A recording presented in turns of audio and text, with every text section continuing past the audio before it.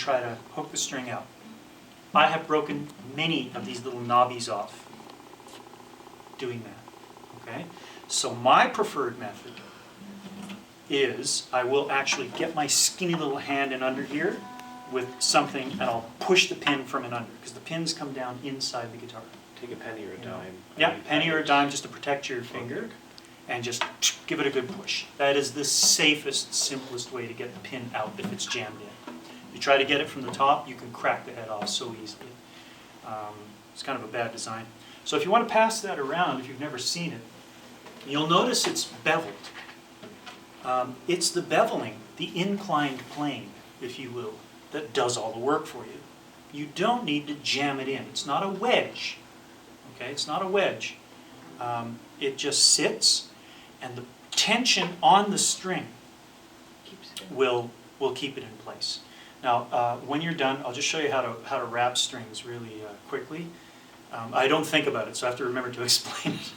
So I just bring it around and just make a, I don't know, a loop about that size, and I just wrap it around a couple of times, and then wrap the string around on top of itself, like that, until it's conveniently out of the way.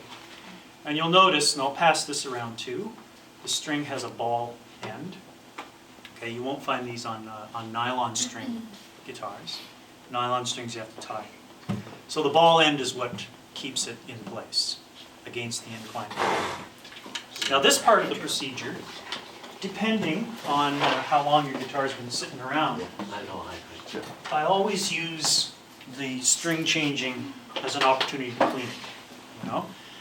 And here, again, I'm going to do something that's really, I don't know if I should be recommending this. It's just what I do.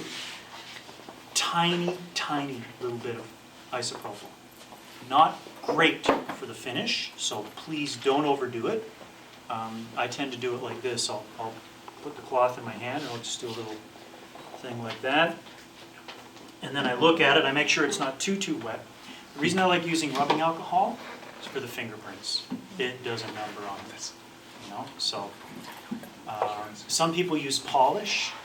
I'm averse to greasy stuff. I don't like, you know, creams, hand creams. So that's just a personal thing, weirdness. And so I don't use any kind of furniture polish or anything like that. I can't stand the feeling, you know. So I just give the guitar a little wipe. It's mostly for the fingerprints, and the dampness just facilitates that. So it's okay. It's okay. Okay. Let's put a string on. They come out of the pack pretty much wrapped the same way that I handed it around. Wait a minute, before I do this, I'm going to make sure I have a B string in here. If not, we'll start filming.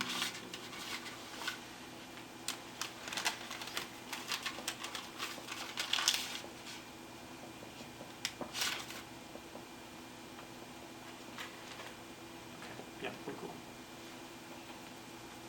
I think we're cool. If you mix up the strings like well, out of I'll the show you. package, is I there am anywhere missing to a know? B string, so I'm going to do the full procedure with one string, okay? Okay. And I'll ask you guys to come in.